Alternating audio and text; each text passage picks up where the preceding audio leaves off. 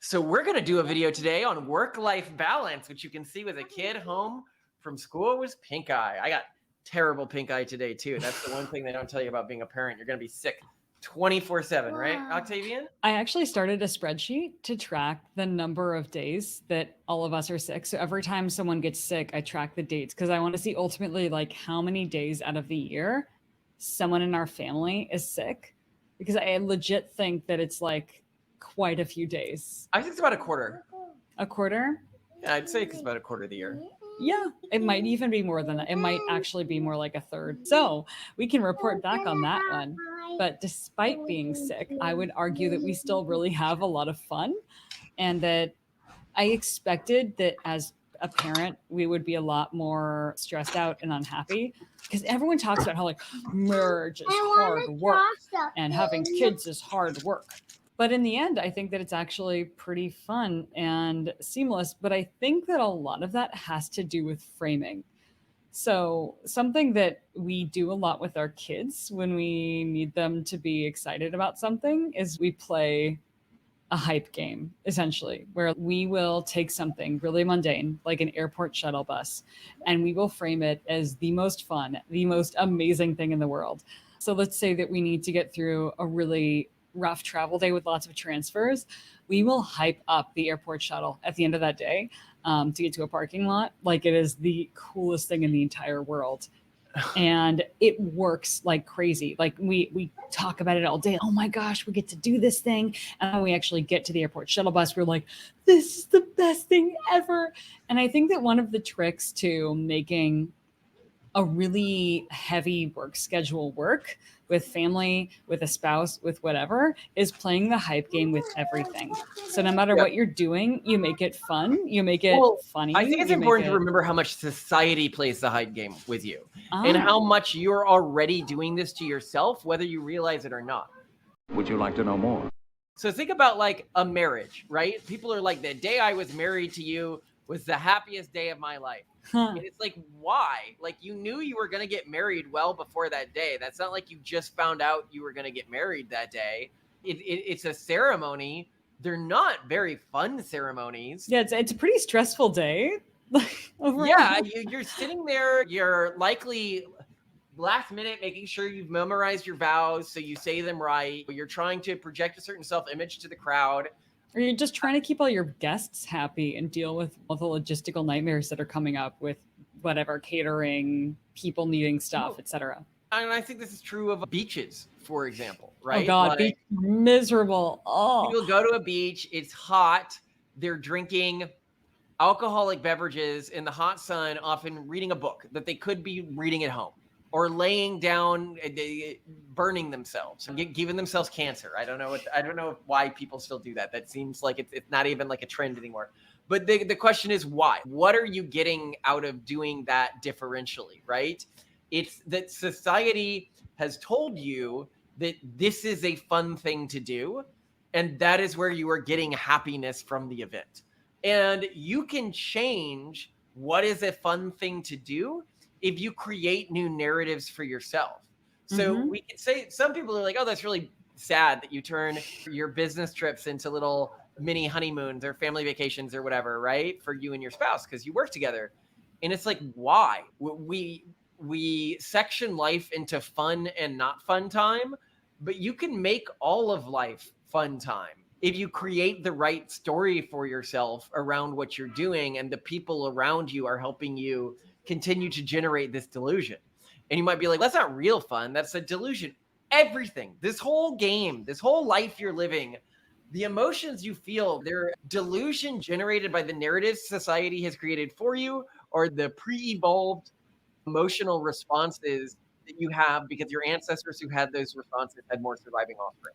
And I think a really influential moment for you in your life around this hype machine game was from watching an Addams Family movie where... Well, we talked about that in another video, so I don't want to go too deep on this concept. But there's a scene in which Morticia is cutting the tops, the blossoms off of roses, and admiring this bouquet of thorny branches, essentially. And it just it's this perfect moment encapsulating how it is up to you in your mind to decide whether something is positive or negative, whether you enjoy it or not. And you can choose to do that with everything. And honestly, we're not as good as it as we're not as good at it as we should be. Like, I should be more like, recently, for example, our son Octavian is in with pink eye. Malcolm got pink eye. I should have been like, oh, this is a great opportunity for us to spend more time together and have a special day with Octavian. And instead of like, oh no, like, how are we going to handle the logistics, the calls? Oh, how do we do this? How do we keep Octavian happy? And I think that really, what was a missed opportunity every time also is if you were in a working relationship where you fail to spend time together and turn it into something really special and fun and enjoyable, that's a failure on your part. But I think many marriages also fall apart for that same reason, that when stuff happens, it doesn't matter if it's good or if it's bad, the couple or one partner chooses to view it negatively.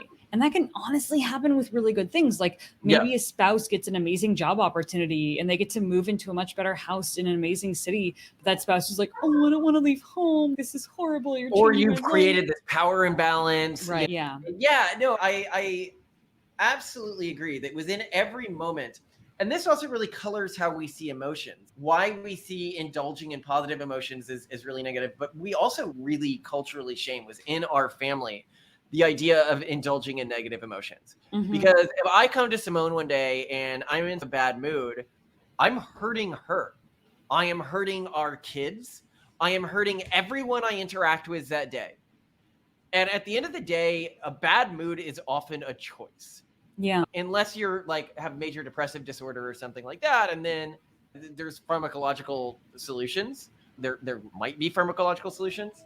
But generally, if we're talking about like just general bad moods, most of them are a choice, and there's something that we can change due to how we believe that we are interacting with reality, that the framings that we have of the world. And that is why I think, even though our wider philosophy says emotions don't matter, in part because emotions don't matter and because a bad mood makes everyone less efficient, there is never an excuse to be in a bad mood. And this is a really interesting thing with cultural groups that do believe emotions don't matter, because this is something throughout them. For example, you've got the Opus Dei. The Opus Dei is a Catholic sect. The evoke set that a lot of people have about them is, oh, they're the ones who whip themselves, right? Famously, a character from the Da Vinci Code was an Opus Dei member, like one of the bad guys. And so people see this as gruesome or something. But the reality is that it is a mandate for every Opus Dei member. The reason they whip themselves, the reason they flagellate themselves, is to learn better emotional control. The reason they have that mandate is because they have a mandate in all of their interpersonal interactions with other people to be happy and be cheery. Mm-hmm. That's another thing about the Opus Dei that a lot of people don't know. Generally, cultural groups that see emotional control as a mandate see it as part of that mandate to always try to be as chipper as possible, which creates a lot of people are like, yeah, but if you don't indulge in your negative emotions, then they'll come out in other weird ways. And it's like, no, they don't. The study will always cite, and I'll cite this till it's a blue moon, because people need this beaten into them, is that when you do something, like if you're mad and then afterwards you go punch a bag, it has been shown that that will make you more mad and you will get more mad in the future. Indulging in a negative emotion makes that negative emotion worse, always. And it makes it easier to feel that negative emotion in the future. If you, however, just choose not to view things negatively and you experience very little negative emotions, it's like not having that first vomit. You will be less likely to throw up afterwards. Don't break the seal. Don't break the seal. Don't break the seal. Hold in all those positive emotions, because I think in our daily life, do we experience that many negative emotions? I don't really see you. No, actually, I started using a mood tracking app called Dailyo just to see how my moods are. No, actually, even when we're stressed out about stuff, like we do all right. We're pretty even keeled, like you would expect per our value set, which is pretty encouraging. But I also think that we are actually a lot more happy-go-lucky than people would expect per our value set. But again, I also think here's another thing that we do that I think really makes a big difference in our perceived happiness and our experience in life, and also our stress levels, quite frankly, is we will do stuff that is actively uncomfortable or act a certain way while doing something. Even when we are uncomfortable, we will act really happy and then take a bunch of photos of it and record everything as happy. And then when we have like little playback albums of recent photos, like throughout our house or on our phones and stuff. And when we look at those, our memories end up being of, oh, that was so happy. We're such happy people. Well, this is like the day on a beach phenomenon, right? Yeah. Mm-hmm. Which is, yeah, I might be miserable all day in the hot sun on a beach, but I'm going to take a number of pictures of me smiling. And then that helps record it in my narrative, like my internal history that I enjoyed that day. And I will believe I was happier. And this can actually have a really positive effect on relationships with your spouse, your kids. Yeah. Are you showing them the picture you made? Wow, buddy. What is it of? It has colors on it. Oh, yeah, Yes. just colors. Show it again. Because when you believe that your partner is somebody who makes your mood better, you will like being. Oh, hold on. Let me get you. One paper, please. Here you go. Thank you, buddy. You are nice. You are a nice boy, my friend. You are a nice boy. You are a nice boy. You are a nice boy. And I think so. There's two things to this. One is like that interaction. People often ask, like, why are your kids always happy and polite? And I think it's because they just don't have a lot of modeling of other ways to emotionally react to people. And I think that's really important in terms of what you teach kids. The emotions and the ways that you treat the people around you is the way that they are going to learn to treat the people around them. But to the other point I was saying, the reason you create these false narratives, even if we had a bad day at the airport or something like that, we got stuck at the airport all day. And so it's okay, rounding the kids, very stressful. We could miss our flight. Are we going to get one? But let's do some video of us having fun, right? Because when I believe that my partner makes my life better, that's going to make my relationship more stable. And I will show her more regular gratitude throughout the day, which makes her feel better and creates a positive feedback loop. The moment one partner begins to believe that a relationship is a negative thing for them, it's really quick to get in a negative feedback loop where they're not treating the partner the way the partner wants to be treated, then the partner doesn't treat them the way they want to be treated. And it is just so hard to break out of that cycle. Alternatively, you can have sort of a cycle of positivity that is remarkably easy to create. Mm-hmm. Now, a few side notes here, okay? One is work cheating. So it's important to remember that everybody has a happiness set point. Yeah. And what that means, and there's been studies on this, if you win the lottery or if you get a major injury, become an amputee, yes, your happiness will go down for a short period, but largely it almost always goes back to about where it is. Everyone has about the same level of average happiness. And I think I just have a really high happiness set point. And that could also explain why my kids are so chipper. It could be that we are just have a genetically high happiness set point. Most people in my family are really happy people, and we pass this on to our kids. And so they're just cursed with happiness all the time. What are your thoughts on that, Simone? I would say we've definitely seen in our kids that they have different happiness set points.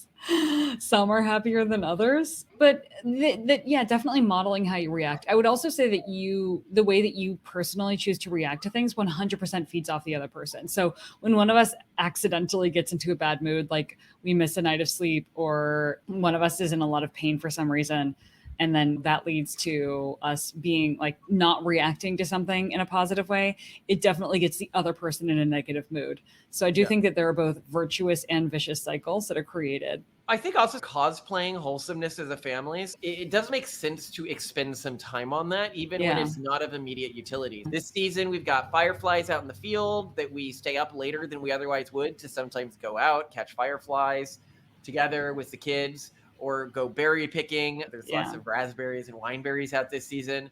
And we're doing that, and we're expending the time doing that, even though it's not efficacious in the moment, because it helps create this narrative for ourselves, which makes us, I think, appreciate our relationship and our family more. And it creates a narrative that I think our kids will also remember growing up, that I had a picture of an ideal childhood. I also want to add a refining point here, and an important one, because what we're describing here obviously is acting. You should dress for the job you want. Like we act for the life experience we want. But I think when a lot of people hear that, they hear, okay, so I'm just going to pretend it. And that implies that there's also a period where you start acting like yourself. And I think a really core rule here is no, you never act like yourself. There's the stereotype of there's this celebrity couple and they act like everything's perfect. And then the moment the cameras stop rolling, the moment the photographer steps away, they're immediately snapping at each other. Like the moment the guests leave, they're fighting, they're yelling at their kids. This is shown all over the place in media. Maybe it happens sometimes in reality, but for us, if we are alone, like I am alone, let's see, there was this other night, like 2 nights ago, there was this night where I was cleaning up after the kids and I was wearing our infant on my back and she just vomited like it just filled 5 gallons of milk down my back at the same time that our younger toddler decided it would be really fun to spill his milk all over the floor. And at the same time that Octavian thought it would be really fun to throw food all over the place. And I'm just like I'm feeling the warm goop like roll down my like pants. Like this is a bad moment. But no, I'm like still acting chipper in the moment. Malcolm, you weren't there. I was performing for absolutely nobody. I was acting cheerful. But like there's no time where you're off, period. It's very important to note that there have been studies on this. If you smile, you will report feeling happier. If you even just say words that cause you to smile more. I actually think the pencil study, and this is one in which they had people put like a pencil like in their mouth. I think that wasn't replicated. We'll see that there are caveats, but I think that there are lots of studies. But I think the preponderance of evidence in the research says that acting as if you are happy or acting as if you are having a wholesome moment with your family will make you feel a wholesome moment with your family. Yeah. Even if you have an inclination not to feel. And of course, conversely, indulging in anger, indulging in sadness is going to make it worse, which is, of course, why we think it's so toxic and why we have other episodes talking about how modern therapy is a cult, all these narratives. Is also something we do with our kids. I'd be very careful not to tell my kids that they're sad people or that they're, tell your kids you're a happy person, you're a good boy, right? Because they will internalize that and act like that. But adults do the same thing. We build these narratives about who we are, and then that determines how we act to the people around us. Okay, so side note on all of this that we find very perplexing, and I'd love it if our audience could help us think through, because it's always been one of the big mysteries to me. And every now and then I'll have a little breakthrough on it. It's nightclubs, okay? I went to nightclubs a few times as a kid, and then I went back recently. I was on this trip to Latin America with a bunch of teal fellows. And I was like, okay, I'm going to go back. I'm going to observe this. Maybe I'll find some fun at it that I didn't see before. It was hellish. Nothing about this experience to me evokes any sort of positive emotional state. You may be able to find a partner at it, maybe like some sort of romantic partner, but there's got to be more efficient ways with less cost. You're there late at night. You are sweaty. Everything is overpriced. So every moment I feel like I'm being scammed and I'm just annoyed. People are like spilling drinks on you. The music is loud. It's actively painful. I guess it could be some sort of group bonding ritual that's meant to create some sort of hormonal thing in someone's head, like almost inducing the effects of a drug, or like a Minnie to Mindy bonding ritual. But then why are you doing that with people you don't know? Are you just trying to languish in like a certain emotional subset? I guess I don't understand it. Maybe these people have some narrative around nightclubs making them happy that I don't have. And so they're building memories that nightclubs are making them happy. Or maybe they're really gaining something from the experience. What are your thoughts, Simone? My thoughts are that for some types of people, there's some kind of religious or like mind-altering experience of dancing at a really loud environment with a lot of people, like moving in unison and like just the intense overstimulation of that. And then the group cohesion of the moment probably creates some kind of mind-altering state that is intoxicating for some types of people. So you say it's like an intoxicant that we don't feel for whatever. Exactly. Yeah. It's like some drug that we somehow can't process. Like we don't have receptors for it. So everyone else is like dosing on it and they're like, and we just can't, we don't get it. Could be. I think so. If we're addressing the subject of our work-life balance and how we handle it, I think we also have to address the constant question that we get from people, or like statement, which is, oh, I could never imagine working with my spouse. Oh, yeah, that's a weird thing. It just seems like from our life, just so weird to say, why would you marry someone if you don't want to be around them all the time? Yeah, that, and there's this assumption that what about when you have a disagreement, that like you will not be able to work together if you disagree on something. And I think that's, to us, when we hear that from someone, that basically says to us, you really shouldn't be married. Because if you do not have shared values and a shared vision that you have aligned around, that means that you are not sustainable. Like you are not stable. That means that you're both just in it for yourselves and leaning out of the relationship. Typically, if an aligned couple has a conflict, the conflict is in that each of you have a different hypothesis around how to best maximize what matters to you collectively as a family. Malcolm might think that it would be better for everyone to buy uniforms for some project, and I might think it's better that no one has uniforms because I think that will make them more efficient and whatever, and it costs less. And so we both want the same thing, which is for that project to succeed or something. We just have very different ideas on how it is best executed. And there are ways around that, right? One can run tests, one can try one method, one can do all sorts of things to figure out where the truth may be. Whereas I think for many other relationships, there's this expectation that there will be compromise. Compromise is the most toxic thing you can have in a relationship. Yeah, what you're looking for is the correct answer, not the answer that's in between the two people. But I think a lot of people are purely motivated either by hedonism or by satisfying some sort of self-narrative. And both of those things, you can have differentiations between the couple where there is like systemic differences that can't be resolved. If you're both optimizing for your own hedonism, then yeah, there is potential systemic disagreement. Whereas if you're optimizing for specific outcomes for the world, it's very rare that we have any sort of sustained disagreement. What are our sustained disagreements right now, Simone? I'm trying to think.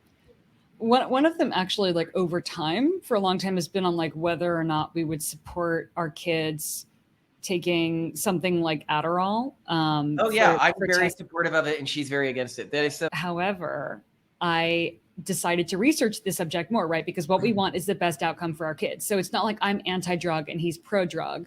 It's that I was concerned that if our kids take drugs like Adderall to do well on tests, to do tasks that are really hard to focus on, that as adults, they will not feel empowered to focus on things independently. And Malcolm's saying, listen, sometimes you just have to take these things to be able to get through it, because if you don't, like, you just won't like you won't succeed. And I think she has an enormous, almost superhuman ability to focus on things. Yeah, I'm like someone who doesn't need it, I'm like a wealthy person being like, well, why can't you just buy your way out of the problem? Yeah, which is silly. So what I ended up doing, and this I guess is probably a pretty good illustration of how an aligned couple will disagree on something, is I went out and I looked for more information on, okay, actually, what are the long-term effects of drugs like Adderall? And I now have a more nuanced understanding from the research of when it's actually appropriate. So it looks like for people who are diagnosed with ADHD, like they are shown to have significant attention problems, that taking Adderall or drugs, like basically focus medications, whatever like the best like time released one is these days, it's like least addictive or habit forming, taking one of those actually helps to build the sort of connective pathway in your brain that would enable you to learn how to focus without that medication as an adult. And you see, this goes to everything we've been saying in this. When you act out any emotion or any behavior pattern, it becomes easier to access in the future, even if the way you're acting it out is pharmacologically assisted. Yeah. And so I was hearing that and I was like, at first I was like, wait, what, really? But then also I've done a lot of research on psychedelics, for example, and it also seems to be found that if you've done a lot of psychedelics, you can reach similar states after taking them just from meditation alone, because essentially your brain has walked that path. It's like taking a machete and cut a more easily walkable trail.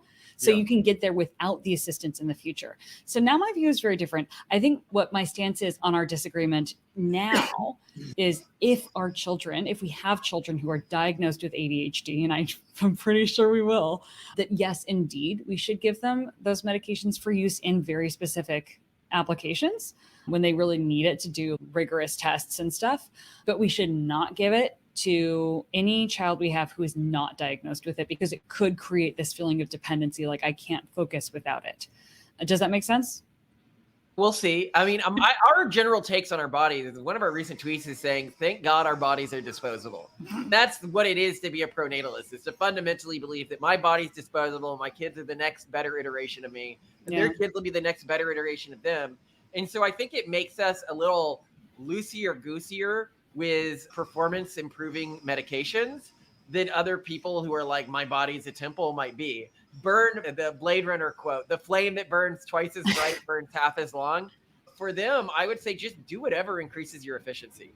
Yeah, So but long as Malcolm, it don't isn't- forget for a hot second that we're also incredibly frugal people and that these medications cost a lot of money and Well, they'll have to dependencies find a way to cost a pay lot of for money. it. Our kids are going to have to find a way to pay for it if they want it as a sustainable. I know, but I'm just saying a life in which you don't need to pay for something is going to be easier than a life in which you feel like you do. And then more things you feel like you have to pay for. Okay, consider the fact that neither you nor I is addicted to caffeine. Think about the thousands of dollars we've How many saved. sodas do you think I drink a day? Okay, I'm not addicted to caffeine. How many thousands of dollars? I I know, genuine. I must drink 20 a day. Okay, fine. The You are addicted to caffeine. You know, they see me drinking these on camera. But also, no, I know how much you spend on Coke Zero, and it's a lot. It's a lot of money. So I'm just saying, like, the less you have of that in your life, the better. So we have to balance our collective values, frugality, but also performance. And yeah, we don't really care. Bodies are disposable, burn bright, die young, whatever. Have kids first, whatever, raise them successfully. But yeah, that is how we navigate agreements, right? Like our discussions aren't like, oh, you're hurting you never listen to me. I just don't think this is right. Actually, this is another point, the burn bright, die young part of our worldview. Yeah. That perhaps makes it very easy for us to be pretty happy most of the time, is that we really genuinely are not worried about death. I am worried about dying before I'm able to put my kids in a good position in life. 100%. But I'm not worried about death more generally. And I feel like people who have this attachment to their mortality, they probably feel more like a dagger dangling above them by a thread their entire life, right? I can understand why it would create this sort of fear of, I don't know, the other. I wonder. I mean, it's a constant threat. You could die at any moment, right? I guess it's something that's hard for me to model because I'm not really afraid of dying. I'm afraid of my kids dying, but I guess that's not like an ever-present fear for me because we're going to have a lot of kids. If I had 2 kids, I'd be really afraid of them dying. But I'm terrified of anything bad happening to anyone who I love, or honestly, anyone. I don't want bad things to happen to anyone.